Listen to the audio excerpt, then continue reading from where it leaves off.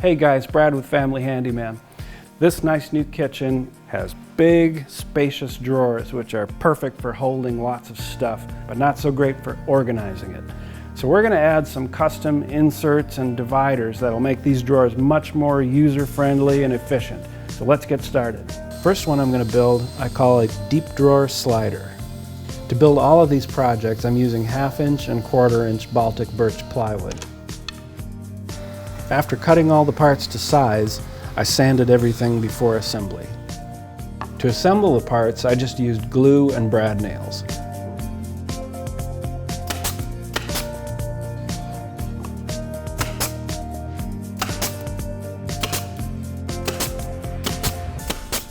Then I just did a little touch-up sanding and rounded over all the sharp edges by hand.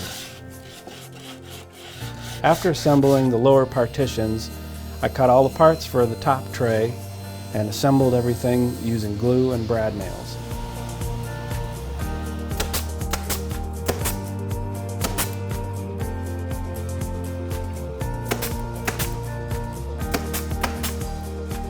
Next, I dropped in the partitions and attached the front and back rails for the tray to slide on. Next up is the custom egg crate compartments. I cut all the pieces to size and then measured the containers to get the correct compartment size. These partitions are made from 1/4 inch plywood, so I used a piece of 1/4 inch plywood to lay out the exact location of each slot on each partition. I marked the halfway point on the first slot and just cut up to that line. Then I turned off the saw so I could clamp a stop block to the fence. For each slot, I made a first pass, then dropped in a spacer next to the fence and made another cut. That ensures that the slot is exactly the right width. And I used the same procedure for the remaining slots.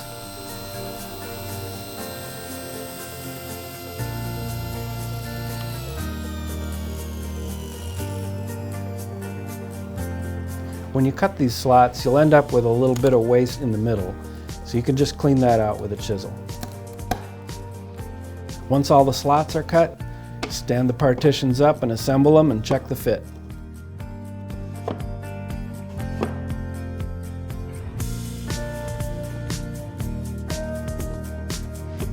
This next one I call a drawer in a drawer. Looks complicated, but it's just basic construction and hanging a couple drawer slides. Start by cutting all your parts and sand them before assembly, and then assemble everything using glue and brad nails.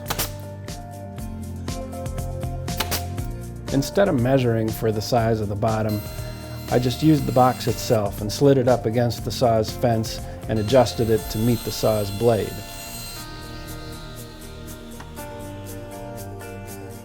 Then glue and nail the bottom onto the drawer. To make space for the tray to slide back into the cabinet, I needed to cut away part of the drawer's back. I used an oscillating multi-tool to cut flush with the sides and then made the rest of the cut using a jigsaw. Next, fasten the drawer hardware and slide the drawer into place. Alright, we've got all our inserts and partitions installed in the drawers, so let's check it out. This works really slick for stackable stuff like bowls and these Tupperware containers.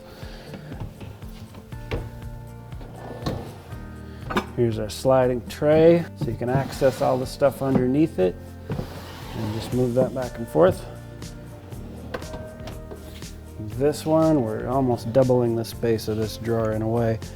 This tray on top rides on drawer slides, and there you go. Pretty slick. In addition to those three, I also made a custom silverware drawer, a knife block, a drawer for pan storage, a drawer with diagonal dividers, and a drawer for charging all your devices. So there's some cool options to upgrade your kitchen storage. And for more tips and projects like these, visit us at familyhandyman.com.